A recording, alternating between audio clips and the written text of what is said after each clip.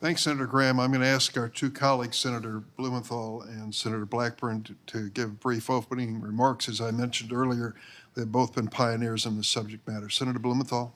Thanks very much, Mr. Chairman. And I want to personally thank you not only for having this hearing, but your very important interest and work on protecting kids online. And I'm grateful as well to Senator Graham for his partnership on the Earn It Act. This cause is truly bipartisan, which Senator Blackburn and I think, are showing in real time here the work that we're doing together.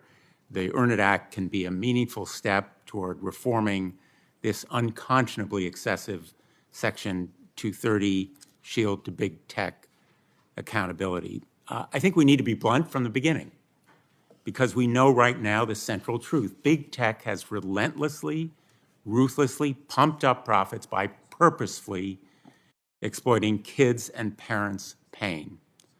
Young people like Emma Lemke have been victims of big tech's hideous experiment, as President Biden rightly called it. Parents like Kristen Bride have lost beautiful children like Carson. Parents whose tears and raw grief as you came to see me in my office have moved me with heartbreaking power. But beyond heartbreak, what I feel is outrage.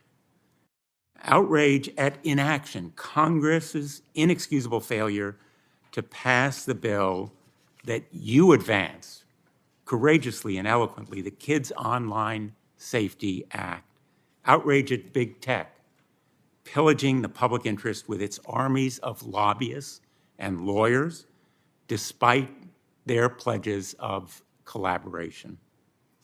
Outrage that you and other victims must relive the pain and grief that break our hearts and should finally be a moral imperative to action. We came so close last session. We need to seize this moment. We face a public health imperative, not just a moral reckoning. Our nation is in the midst of a mental health crisis. If you have any doubt about it, read the latest CDC survey that says 3 out of 5 girls in America experience deep depression, sadness, and helplessness that drives many of them to plan suicide.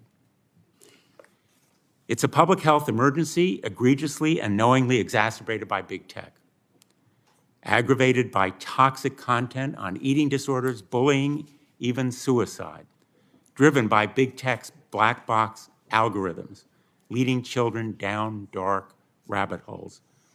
We have to give kids and parents, yes, both kids and parents, the tools, transparency, and guardrails they need to take back control over their own lives.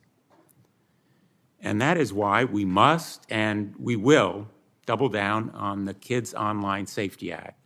After 5 extensive hearings last session with Senator Blackburn at our Commerce Consumer Protection Subcommittee, and I thank Senator Maria Cantwell for her leadership. After deeply painful conversations with young people and parents like Emma and Kristen, after testimony from brave whistleblowers like Frances Haugen, who presented documents, not just personal anecdotes, but smoking gun proof that Facebook calculatingly drove toxic content to draw more eyeballs, more clicks, more dollars, more profits.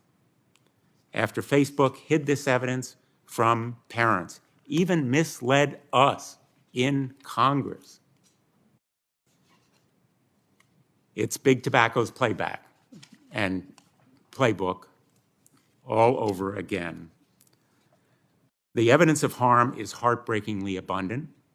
Beyond any reasonable doubt, action is imperative now, and I think these brave victims at our hearing ought to provide the impetus and momentum. Right now, urgently, the Kids Online Safety Act can be a model for how bipartisan legislating can still work, a message to the public that Congress can still work. We need to reform Section 230. Senator Graham and I are working on the Earn It Act. I commit that we will work on major Section 230 reform, and it will be bipartisan. This mental health crisis will persist, take more young lives, unless Congress cares more about the Kids Online Safety Act than it does about big tech. It's urgent that we move forward, and I am haunted by what one parent told me, and all of us, in advocating for the Kids Online Safety Act. She said, Congress must act. It's a powerful call to action.